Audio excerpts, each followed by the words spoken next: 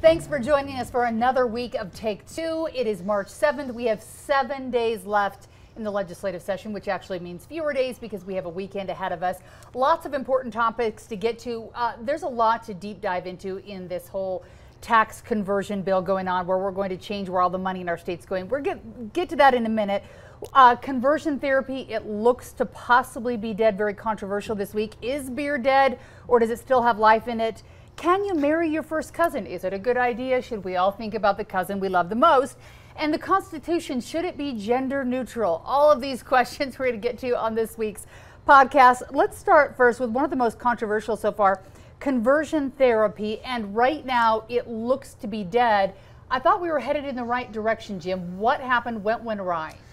You know, this is an issue that I care very, very much about, Heidi. I spent 6 years as a senator going from one end of the state to the other, meeting with families and with children, 11, 12, 13 years old, who are gay. And their parents don't know what to do. You know, who knows? There's no training book on that. Yeah. And so they go to a therapist. And there are therapists who are practicing right now who say to 11-year-old kids, you know what, you just need to change. You don't need to be this way. It's up to you. And guess what? They're wrong. And guess what happens to those children and their parents who are putting pressure on these young children? I have a question for all of you. How hard would it be for you to change? How many sessions would you need so you could suddenly become gay? I mean, let me tell you where this lands. It lands with me in Alpine looking in a coffin to a 12-year-old and nobody knows what happened.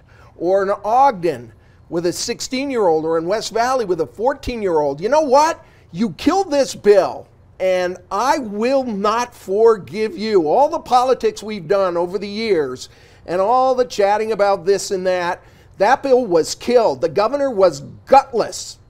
And at the last minute, he supported it all along. And Gail Ruzicka went crazy. Eagle Forum. With the Eagle Forum. Yeah. She knows nothing about this. And they trotted out these fringe members of the community and of the Republican Party, and the governor drank the poison. And he didn't want to upset these people that know nothing. He turned around and, in effect, killed the bill. I'm not going to forget him. I am not going to forget those legislators. I talked to them the night before. This was a despicable display, and kids, young Utahns, we lose 35 to 40 every year. There's going to be more dead because the governor didn't have the guts to do the right thing. Shame on you, Gary Herbert, and members of the Utah legislature that caved. Sorry. Before we move on right now, obviously this is an emotional issue. Governor Herbert lost from Equality Utah Troy Williams, who was sitting on his suicide task force. Was that the right move for Troy to step down for that, to make a point, or is he better served making sure that a voice is still heard from the gay community, talking on this task force about why these issues are so important and why suicide is an issue for these kids? The governor made a choice. He had his political cronies over here, and he had those desperate Utah children, and he picked his political. If I were Troy, I would have quit too. Somebody has to stand for some principle. So as you can hear the emotion in Jim's voice, yeah. And I will tell you that the political process, when you get those important signals from the executive branch and from your bill sponsor and from colleagues about addressing this issue in a comprehensive and collaborative way that finds common ground, and you have the expectation that you're going to address this. Look, teen suicide, I mean, it is an emerging, and it is a very scary crisis that we're facing right now, and we've put a lot of legislative resources into trying to help kids that are in distress, and this is one of those areas that, you know, as policymakers, we don't know. I don't have the empathy or the understanding that Jim is expressing, or Troy Williams from Equality Utah. But when you have a bill that seems to be on a very good track and finding that common ground, and in that committee meeting, it feels like the rug's pulled out from under you. The emotion you're hearing from Jim is the same emotion from Troy Williams, and really from a community. And I got to tell you that for me, being finally on the outside of the legislative process watching, you can't give flowery speeches in June. You can't talk before a session and be so aspirational, and then in a way that is so sudden, and just to a substitute bill to have that, it just isn't good. And you just got to be the same person. If you care that much, you weigh in and you lean into this. And if you think that there's more information going, hold the bill. Don't sub it and kill it. Hold it. But that didn't happen in this case. And I think that there's a lot of people that rightfully feel betrayed by that process. And so, Jim has a right to be upset. Troy Williams does as well. I think you have to get beyond that. But look, let's quit giving speech and kind words to something that when the rubber hits the road in a session, you're not willing to spend the political capital. You would have pushed for this vote and been in favor of it? Yeah, I'm careful in that I'm not in the arena, so I'm not reading every line of that bill. But certainly everything that I was seeing about that bill and the common ground that was being arrived at, that bill seemed to be the right way, and I was supportive. If there was something wrong that I don't see, and I allow for that in a legislative process, why would you just sub it in real time and kill it, basically gutting it, without that kind of same process that got you to that day?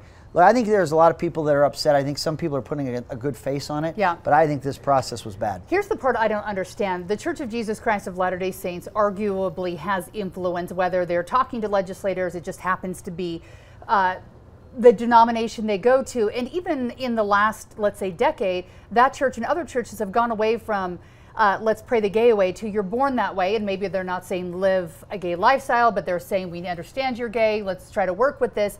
So why, when churches these days have come to the conclusion that you're born this way, are we at a point in our legislature where there's that many members of this dominant faith that are still like, but maybe we can pray it away? Did they really believe that, or fix it or convert it? I see. I think one of the elements, if we're to pull back the curtain of a legislative process, there's so many issues that you have as a policymaker that you have to vote on, you have to have an opinion about, and we fundamentally, as just people, we don't know. We're an inch tall and a mile wide sometimes on the various issues that are flying at you, and you're trying to get your head around. I think that, and I'm saying this respectfully because these are my former colleagues, and I love the House and I love the legislature. But I'm saying that I think that there was some fear in terms of that bill and what it would mean to necessarily support the bill. And I think fear might have crept into that more so than it should have. And I think that people gave into that. And I'm telling you, because you're right, I think we've come far as a society to know that some of these things we're going to grapple with, but we've acknowledged some things.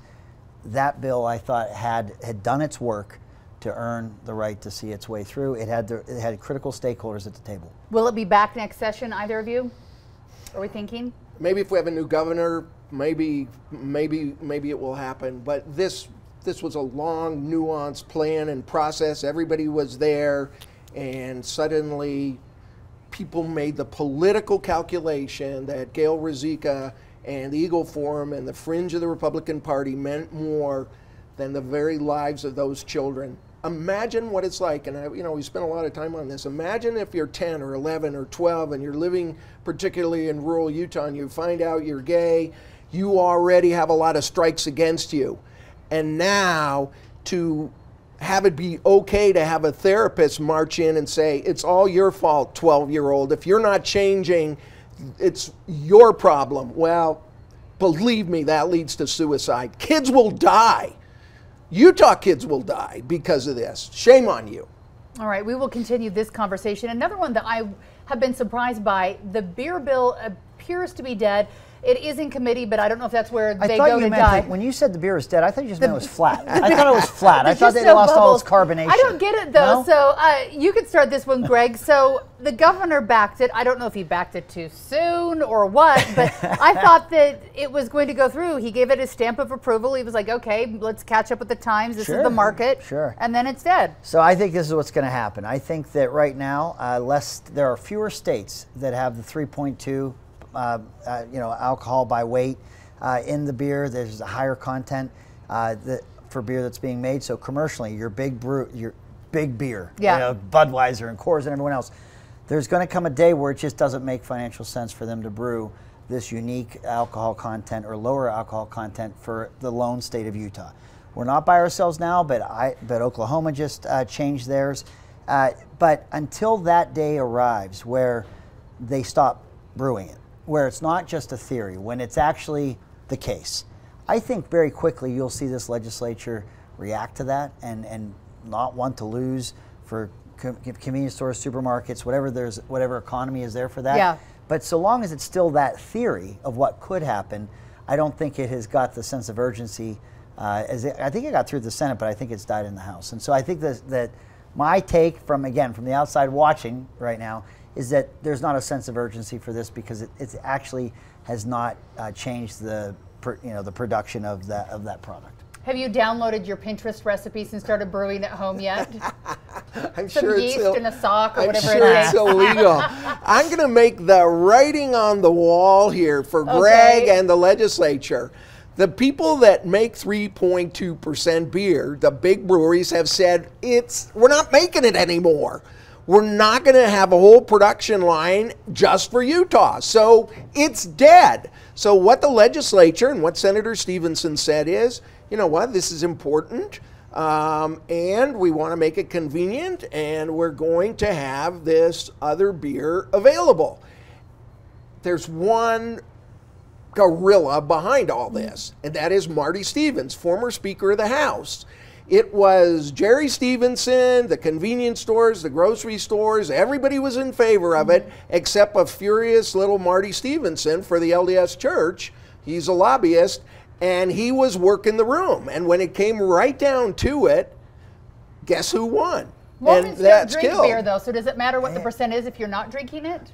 I don't know. Ask Marty Stevens. That's what happened. I mean, this came from somewhere. It didn't come from the governor's office. It didn't come from the Senate. And I think that there's fingerprints everywhere. I'm glad that you're at least saying that's fingerprints because I think you've attached a lot of motive to Marty Stevens that might not be the case, or I don't think is the case. But to our hardcore listeners and viewers of Take Two, we've watched Jim evolve on this issue. If you go back to one of the original shows, Jim was saying, oh, the greedy Republicans are going to vote this through and because they want the filthy lucre to do it. And he was just critical of this bill as it was flying through the process. It was all about the filthy profit that these Republicans want to make. Now, as the House, I think, has always had some reservations about this policy issue, Jim has pivoted incredibly well to they are tone deaf, and this is a religious fiat or way to interrupt the legislative process. He's been very good at being critical, whether it was going to pass and Republicans were doing it wrong, or whether it's failing and Republicans are doing it wrong. So what I think at the end of the day is there is still concern about if it is necessary to change that. We have some local breweries that say, hey, let it change and let them stay out. We'll take up that market. Off it, We'll do that. It's a little bit more layered, this issue. Okay. And so, but I like Jim is nimble. Okay, he is nimble. He is changing his story. Okay, let me dig down a little, Greg. Will this make you happy? Maybe we can agree. It's the Senate that is greedy and susceptible, and the House, they were the ones that killed it. All right, you're both in timeout. Here's an important question. I don't drink, but I would have to drink a lot to make this next one happen. Could you marry your first cousin? Should we be able to marry our first cousin? So there's a couple here in Utah. They're first cousins. I think there's 12 kids in the family. So their parents are brother and sister. They went to Colorado to get married. They're still in childbearing years. They say it's only a tiny little chance that their kids will be weird. I see the whole thing as weird. I love my cousins, but I don't love my cousins. Yeah, I think a little weird's being diplomatic. I can tell you this. We got to have bigger issues in this on the front burner, because I'm telling you what, kissing cousins, meaning like marrying each other. I grew up in Pittsburgh, Pennsylvania, so I came to Utah, and I don't have polygamous family or family heritage or genealogy. In your veins? In my veins. Okay. However, my wife is a Utahn. The Call family is a pioneer family. Four toes, all of them. And there is a deep history of polygamy somewhere down the family line. Not anything recent, but it has impacted my very own children. My two boys are colorblind. My wife's brother, he's colorblind. My children are missing adult teeth. Okay? Ooh. And I lay this at the feet of my wife and her gene pool that includes polygamy. So if I'm watching this and you're telling me we're not going to go polygamy. We're going to go straight up to these two kissing cousins. These poor kids. You can't do that. They're coming for the state legislature. My kids are going to kill me that I outed them all. But what if they were gay cousins though? Because then they're not reproducing. Would that be better, Jim? Still help creepy. us with that. Still creepy. Okay. Okay, so you're a no on that. Yeah. You can marry for, just so you know, if you're 65 and older or can prove to the state that you're barren and you can't have children, you still can do it. I don't know. Maybe there's some tax reasons or something. I don't know. Healthcare in Utah. Yeah, I don't know. Trying to keep money in the family. All right, Jim, the Constitution, it may go gender neutral. Do we need this to happen? Of course. I mean, why? Because we need to send a message to our daughters and to our wives and everybody that the Constitution is colorblind. And it does say men and this and men that, and it should say people. But the broader issue here is it's time to have an equal rights amendment in the Utah Constitution that for once and for all clearly says equality under the law shall not be abridged due to sex. How could anybody be against that? And yet I couldn't even get the bill out of rules into committee because the Utah legislature is dead set against having those words in the Constitution. I don't get it. I'm a girl and I don't care. I don't know. The ERA issue, 1978 called. They want their pressing issue back, Jim. I think you don't see that the sun rises in the east in the Constitution as well. I think that some of the things that you're describing are intuitive in 2019, and you don't have to necessarily put that in the Constitution. But in terms of making it gender neutral, I mean, I'm not opposed to it. It goes back into that category of, is this the most urgent thing, and do we need a constitutional amendment to do this because we're getting the wrong impression? Neil Armstrong said, I think when he's on the moon, it's a small step for man and a giant leap for mankind. Are we supposed to erase that quote from history? I've gone through and changed my scriptures every page. Is Neil Armstrong now persona non grata? For a lot of women in the marketplace, it's not blah, blah, blah. Utahns make a tremendously disproportionate amount of money compared to men, and Utah does a lot worse than the national average in the bottom 3 or 4 states. The same is true when it comes to promotion. We live in a state that has issues promoting women and paying women and doing other things. And to send this message loud and clear legally is important, not just in blah, blah land, but when it comes to corporate boards and when it comes to equal pay. So when we all get equal, then you can say, you know what, poo, poo, poo. But we're not there now in Utah. We need to send that message. I'll vote for it if it helps my paycheck and my bottom line. I'm on it, Jim. All right, great. Okay, so here's the big issue today. The governor in his State of the State address talked about a new way of doing taxes here in Utah. We haven't heard a lot from him since. And we literally have a week left of the legislative session. This would literally change the entire way we do taxes. Yes. Is this going to happen? Short answer from both of you first. Is it going to happen? I think it will not. At the end of the day, it will not. But hats off for taking on an incredibly difficult issue and a pressing crisis that's coming that I think the public has to better understand. Is it coming, Jim? It's not coming, and no hats off. This was lame-brained, unthought out, stupid policy. Leave your hat hardly on your head. Okay, but do we not need to change the way we're taxing here in Utah to be sustainable in the long run? Not with this Rube Goldberg thing. Look, there's 3 easy things we can do. If we went back to the pre-Huntsman flat tax days, and just for couples making more than $500,000 a year, we just went back to where we were at 7%. That would bring in $322 million a year. We give back all those giant corporate sales tax rebates, which are somewhere around $700 or $800 million a year. We could do that, but the Republicans in the legislature, they are tied to their 1%ers. You know, we got to make sure the Romneys, who are going to do really well under the governor's plan. Okay, well, the Romneys make a lot more than $500,000. Well, they're going to do. That's my point. They're going to do very, very, very well by the governor's tax plan. So, if the Republicans would be fair and let people who are making a lot of money pay a little bit more, and then they would go after the sales tax rebates and incentives and the blah blah that they give to so many big corporations, we'd be there. We'd be almost $1 billion a year, and we wouldn't need to be going after this sales tax money for people that are making $10 or $15 or $20 an hour. So should Utah Robin Hood and tax the rich and take the money that way? So yeah, and this is what, if I were still speaker, this is what I would tell my friend Jim, who has a tax our way out of this issue with the income tax. Governor Huntsman's tax reform, where he went to a flatter, not a completely flat, but a flatter tax. Closer, he predicted greater economic activity, higher revenue coming into the state. Everything that the Governor Huntsman predicted or said would happen if we reformed our income tax has occurred.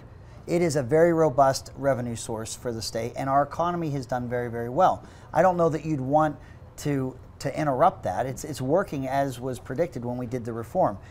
But what I would say to Jim is what I would say to my more right of center or my most conservative members that would have their own idea. Jim, you heard, just wanted to raise taxes, get a progressive tax, income tax, and that'll fix everything.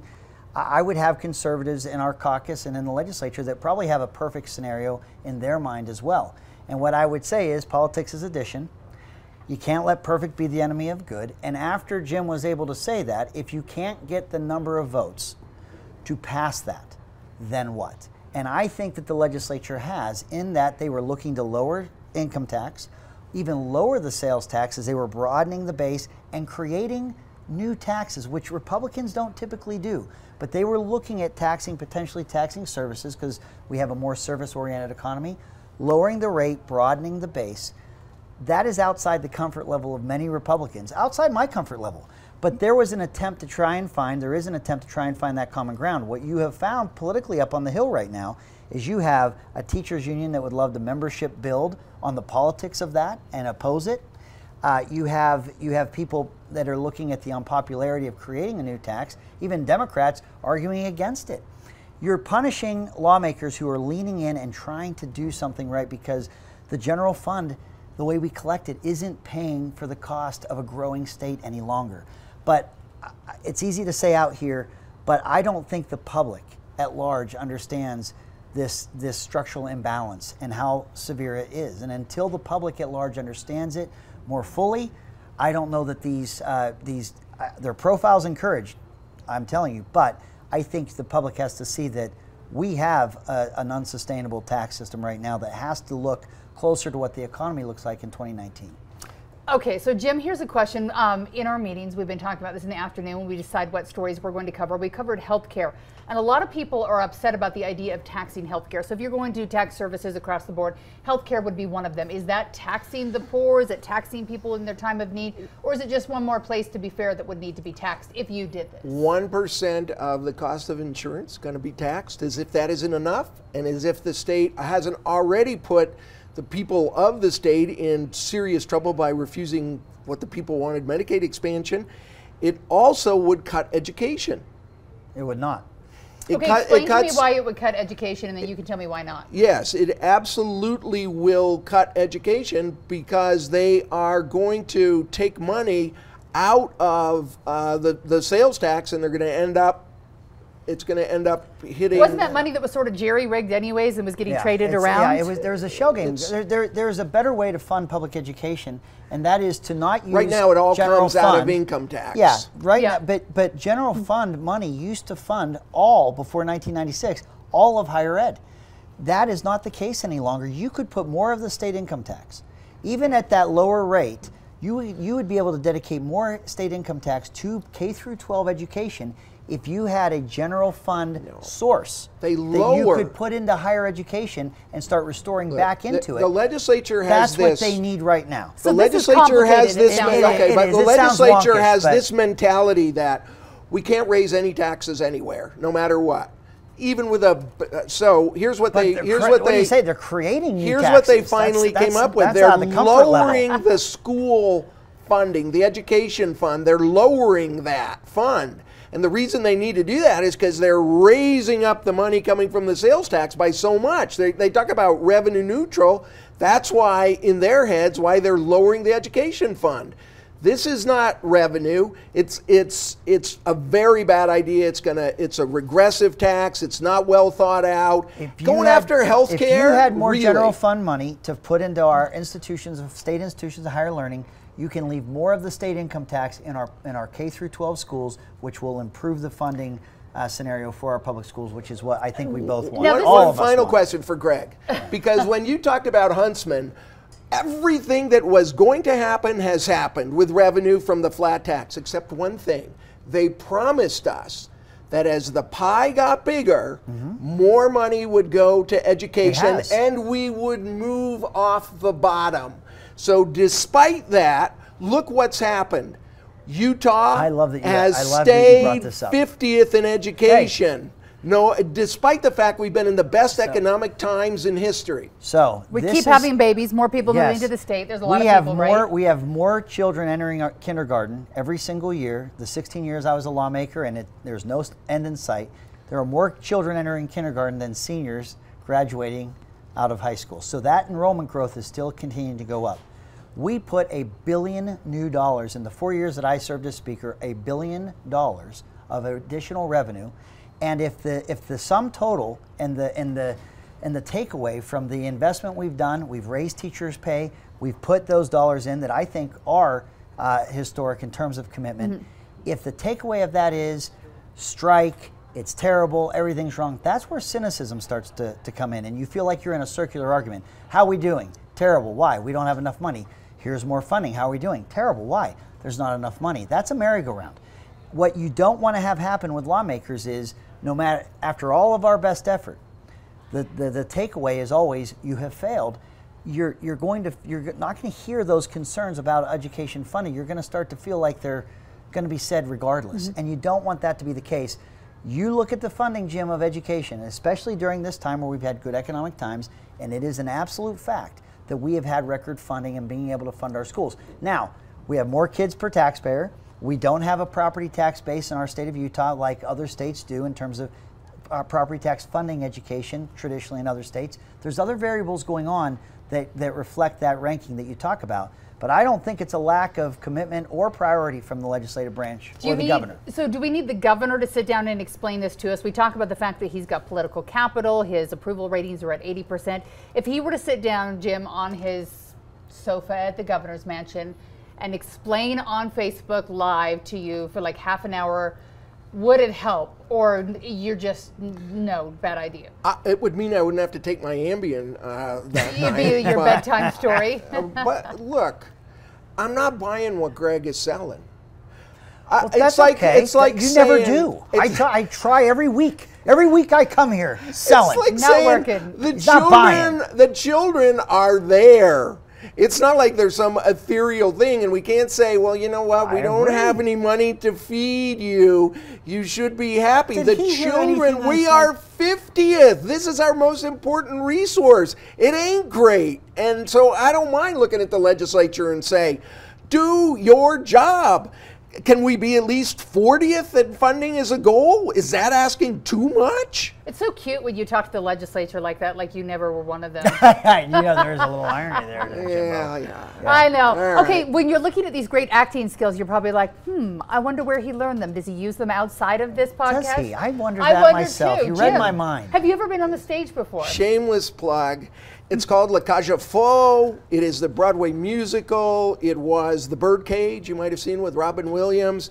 This next weekend, the 15th and 16th, at Pioneer Theater Company, I will be on stage playing a pontificating, bloviating senator. And Karen, is that acting? What is will that, your is that an acting job, or what is going on here? That sounds like Take Two. Are you saying Take Two is part of this musical? The director, Karen, said it won't be much of a stretch for you. It's typecasting. So yeah, please come and see it.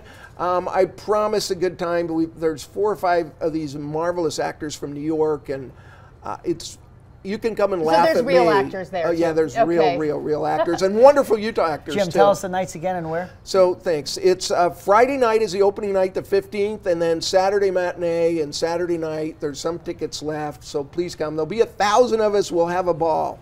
Awesome, possum. And I end up in tights, in a frock. Whoa. If you remember this story. All right, I can't wait to see this. And next week, don't fear, Greg will be here holding down the fort with Brian Malahy. He's awesome up on the Hill every day. And we're going to have a fill-in for you. We don't know yet if they're better or worse. We'll judge when we all get back. I'm going to go Could be my last week. I'm going to go get some sun. If you can see this on camera, you see I need a tan. It's spring break time. Yes, spring break it is. I'll be here. I'll miss you too. I really will. But I have a boring life. I'm here. I'll be here. You'll be here. We'll see. All right, so listen in next week. I'll be back with Jim the week after that. You can give us our reviews. You can always hit us up online, Twitter, Facebook. We're all there. Thanks so much for listening.